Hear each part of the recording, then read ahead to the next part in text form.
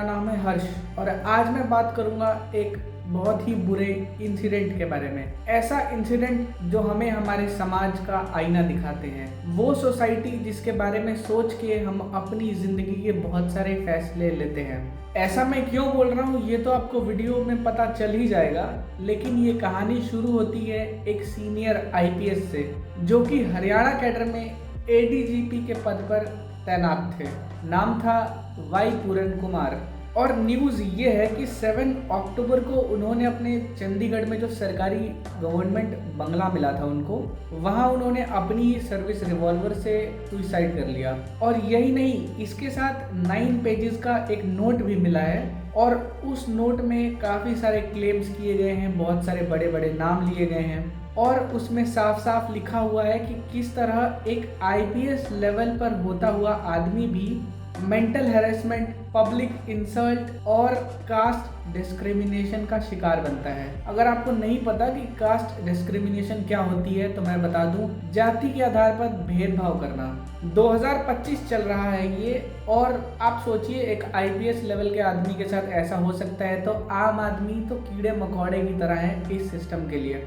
और यही नहीं, सिर्फ वाई पूरन कुमार ही नहीं, इनकी वाइफ भी गवर्नमेंट सर्विस में है और वो भी छोटी मोटी सर्विस नहीं सर, आईएएस है वो भी। अब मैं आपको बताता हूँ रिपोर्ट्स के अकॉर्डिंग उन 9 पेजेस के नोट्स में कौन कौन से नाम देखने को मिले हैं। उसमें सबसे बड़ा नाम है डीजीपी शत्रुजीत कपूर का, जो कि हरियाणा के डीजीपी हैं। इसके अलावा रोहतक के एसपी राजेंद्र बिजारनिया का नाम भी उस नोट में शामिल है। और ये नोट मिलने के बाद वाई पूरन कुमार की वाइफ ने एफआईआर तो करवा दी है और इसके साथ साथ एनसीएससी का भी ध्यान इस केस ने खींच लिया है। अब जिन लोगों को नहीं पता एनसीएससी क्या होता है, एनसीएससी होती है national commission for scheduled caste. Basically ये एससी जो कास्ट के लोग हैं उनको अगर कोई प्रॉब्लम वगैरह आती है या फिर इस तरह के केसेस होते हैं तो उसके बारे में संज्ञान लेती है। अब मुद्दे की बात यह है कि मैं आपको न्यूज़ देने नहीं आया हूँ, आपने दुनिया भर की न्यूज़ इस टॉपिक पर सुन ली है। मैं सिर्फ ऐसे ही टॉपिक्स पर वीडियो बनाता हूँ जिनका रूट कॉज पता लगाया जा सके, जिनके रूट कॉज को ख़त्म करना ज़रूरी है।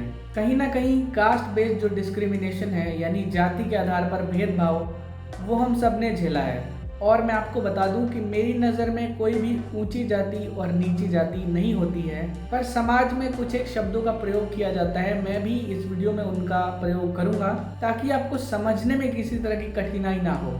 और मैं कुछ एक जातियों का नाम लेने से भी बचना चाहूँगा, क्योंकि अगर मैं उन जातियों का नाम लेता हूँ या फिर कोई जाति सूचक शब्द इस्तेमाल करता हूँ जो कि प्रोहिबिटेड है, और इसी वजह से मैं गवर्नमेंट की किसी भी पॉलिसी को वॉयलेट नहीं करना चाहता हूँ, फिर भी मैं आपको इस रिपोर्ट में बताऊंगा कि कैसे कास्ट बेस्ड डिस्क्रिमिनेशन आपको हर जगह देखने को मिलता है और अगर मैं और आप चाहें तो इसे ख़त्म भी किया जा सकता है। एग्जाम्पल के लिए बहुत सारे लोग कहते हैं कि जितने भी बड़ी जाति के लोग हैं वो छोटी जाति को दबाने की कोशिश करते हैं। हमेशा से ऐसी लड़ाई रही कि ब्राह्मण लोग, क्षत्रिय लोग, एससी एसटी के लोगों को दबाते हैं। मैं इस बात को झुठला नहीं रहा हूँ, ये बात सच है। पर पूरे ब्राह्मण या फिर पूरे क्षत्रिय लोग या फिर जाट ही हो गए, वो पूरे के पूरे इस तरह की चीज़ों में संलिप्त नहीं है। इसके अलावा एक चीज़ और सुनने को मिलती है कि एससी एसटी एक्ट फर्जी लगा दिया गया किसी पर, किसी ब्राह्मण को झूठ मूठ फंसा दिया गया या फिर किसी क्षत्रिय पर झूठा आरोप लगा दिया गया, एससी एसटी एक्ट की धमकी दी गई। ये सब चीज़ें भी कॉमन है।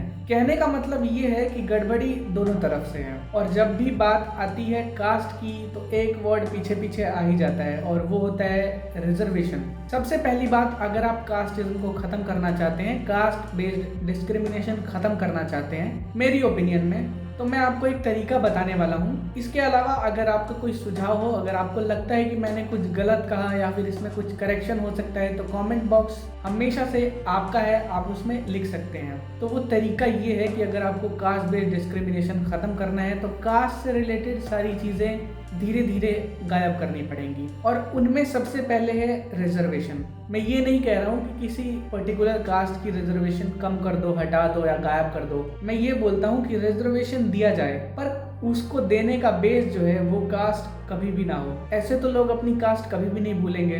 और कास्ट बेस्ड डिस्क्रिमिनेशन होता रहेगा। साथ साथ बीच में रिजर्वेशन जैसी अच्छी पॉलिसीज को भी घसीटा जाएगा। अब एग्जाम्पल के लिए देख लेते हैं दोस्तों, अगर आप SC/ST कैटेगरी में आते हैं तो आपको ब्राह्मण क्षत्रिय जो कि जनरल कैटेगरी में है उनसे ज्यादा रिजर्वेशन मिलेगा। ये कोई बेस हुआ रिजर्वेशन मिलने का? मेरे हिसाब से ये बिल्कुल ही बेकार बात है। रिजर्वेशन सिंपली किसी की कंडीशन, फाइनेंशियल कंडीशन या फिर उसकी सराउंडिंग, उसके घर बार की हालत देख करके तब जाके डिसाइड होना चाहिए कि किसी को मिलेगा या नहीं। एग्जाम्पल के लिए मान लीजिए आप SC/ST कास्ट के हैं और आपकी रेलवे में नौकरी लग गई और आप अच्छी खासी तनख्वाह पा रहे हैं और भी बहुत सारी सुख सुविधाएं हैं जो भी गवर्नमेंट की तरफ से आपको मिलती हैं। आप आ गए क्रीमी लेयर के अंडर। क्रीमी लेयर वो लेयर होती है जो सरकारी नौकरी का भी लाभ उठा रहे हैं और पीछे से रिजर्वेशन का भी। फिर आपका लड़का बड़ा होता है, आपने जिंदगी भर गवर्नमेंट से पेंशन ली, उसके बाद आपका बेटा रिजर्वेशन के लिए भी अप्लाई करता है और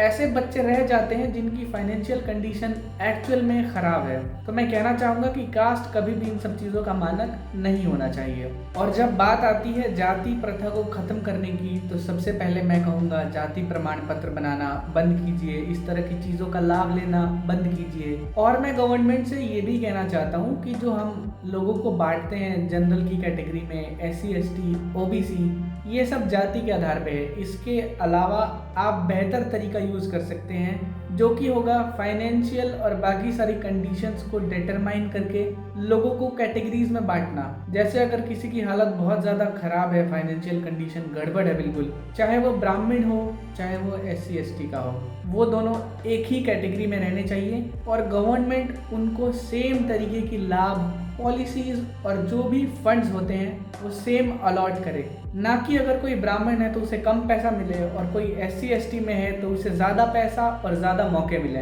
बहरहाल मैं आपसे ये कहना चाहूँगा कि जब भी कास्टिज्म को ख़त्म करने की बात आती है तो SC/ST के लोग आवाज़ तो उठाते हैं कि हाँ भाई जाति प्रथा को ख़त्म कर दो, पर जैसे ही उनको ये बताया जाता है कि जाति प्रथा जैसे ही ख़त्म होगी आपके जाति प्रमाण पत्र इनवैलिड हो जाएंगे और आप जो लाभ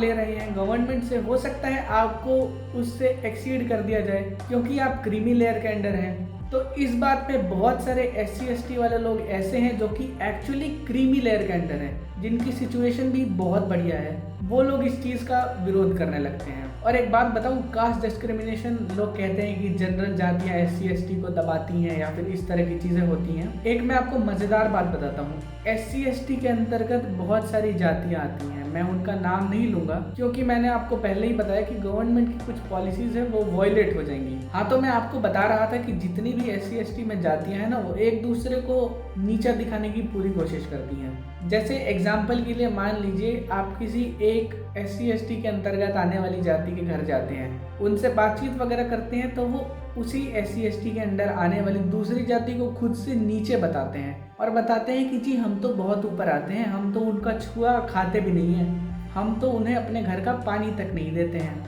और वही चीज़ जब इन्हें बड़े स्केल पर या फिर कहीं और फेस करने को मिलती है तो लोग ऐसी कंप्लेंट्स डालते हैं। हालांकि ये चीज़ें दोनों तरफ से गलत हैं, जनरल की तरफ से भी और SC/ST की तरफ से भी गलत हैं। और ऐसी चीज़ों में गवर्नमेंट भी कुछ नहीं कर सकती। अगर आपको सिंपली ये सब चीज़ें गायब करनी है, एक्चुअल में ख़त्म करना है, तो खुद से ही ऐसी चीज़ों को ख़त्म करने के लिए छोटे छोटे स्टेप्स लेने पड़ेंगे। और एक छोटी सी बात मैं आपको और बताना चाहता हूँ, मैं काफ़ी दिनों से नोटिस कर रहा हूँ कि SC/ST के कुछ एक ऐसी जातियाँ हैं जो अपने नाम के पीछे गौतम, बौद्ध या फिर इस तरह की चीज़ें लगाते हैं। इंस्टाग्राम की ID भी बनाते हैं, तो मान लीजिए मेरा नाम राजू है और मैं बुद्ध धर्म को अगर फॉलो कर रहा हूँ तो अच्छी बात है, कोई दिक्कत नहीं है। इंस्टाग्राम की ID भी बना दूंगा मैं राजू बौद्ध नाम से, जो कि ठीक है, वो एक पर्सनल चॉइस है। पर इसमें परेशानी वाली बात ये है ना कि ये लोग सिर्फ बौद्ध और बुद्ध धर्म को सही ठहराते हैं। अपने धर्म को सही बताना अच्छी बात है, पर दूसरे के धर्म को गलत बताना, उनके देवी देवताओं को गाली बकना, ये भी कोई अच्छी बात नहीं है। और बहुत सारे लोग ऐसा करते हैं, फॉल्स क्लेम्स भी करते हैं, जो कि नहीं होना चाहिए। और एक छोटी सी बात और कहना चाहता हूँ मैं, जब भी आप किसी रिलीजन को फॉलो करते हैं, चाहे वो मुस्लिम धर्म हो, हिंदू धर्म हो, या फिर आप बौद्ध धर्म को फॉलो करते हैं, या फिर आप क्रिश्चियन हैं, उस धर्म के जो भी रूल एंड रेगुलेशन है वो आप पर लागू होते हैं। दूसरों को आप उसे फॉलो करने को नहीं कह सकते क्योंकि वो आपका धर्म है। बात समझने वाली है, अगर आप समझ गए तो कमेंट बॉक्स में येस ज़रूर लिखिए। बहरहाल मैं आपको बस ये बताने आया था कि जो कास्ट बेस्ड डिस्क्रिमिनेशन होता है, जातिगत भेदभाव होता है, वो किसी भी पद पर बैठे हुए आदमी को खोखला कर सकता है और कुछ भी करने पर मजबूर कर सकता है। अब वाई पूरन कुमार के केस को ही देख लीजिए, उनकी वाइफ भी IAS हैं, वो खुद IPS हैं। स्टिल इतने बड़े पद पर होते हुए भी आदमी अगर ऐसी चीज़ों का शिकार हो जाता है तो सिस्टम के प्रति भरोसा उठ जाता है। और मैं कहना चाहूँगा, मैं ऐसी चीज़ों का बिल्कुल समर्थन नहीं करता हूँ और कास्ट बेस्ड डिस्क्रिमिनेशन नहीं होना चाहिए। मैं तो कहना चाहता हूँ किसी भी तरह का डिस्क्रिमिनेशन नहीं होना चाहिए। और सबसे बड़ा कास्ट बेस्ड डिस्क्रिमिनेशन गवर्नमेंट करती है। अलग अलग कास्ट में लोगों को बांटकर अलग अलग तरह के फ़ायदे और अलग अलग तरह की छूट देना गलत है। उनका मानक कुछ और होना चाहिए, जाति तो बिल्कुल भी नहीं होनी चाहिए। इसके अलावा आपको ये वीडियो कैसी लगी आपको रिपोर्ट ज़रूर बताइए। मैंने काफ़ी मेहनत की है इस चीज़ के बारे में रिसर्च करने के लिए और इसमें मैंने अपना ओपिनियन भी बताया। इसके अलावा मैं आप लोगों से माफ़ी मांगना चाहता हूँ, अगर किसी तरह की कोई बात आपको चुभ गई हो, आपको बुरी लगी हो, तो आप मुझे माफ़ कर दीजिए। पर मैं आपसे कहना चाहूँगा कि वो जो बातें मैंने इसमें बोली है वो 100% सच है और मैं इस चीज़ की माफ़ी नहीं मांगता हूँ कि मैंने वो बात गलत बोली है। वो बात मैंने बिल्कुल सही बोली है, बस वो आपको चुभ गई और बुरी लग गई, इसलिए मैं माफ़ी मांग रहा हूँ। और अगर आपने मुझे पहली बार देखा है तो मैं इस तरह की वीडियोस लाता रहता हूँ, ऐसे टॉपिक्स पर बात करता रहता हूँ। मैं आपसे फिर मिलूंगा इसी तरह की एक और वीडियो के साथ। आपका समय देने के लिए धन्यवाद।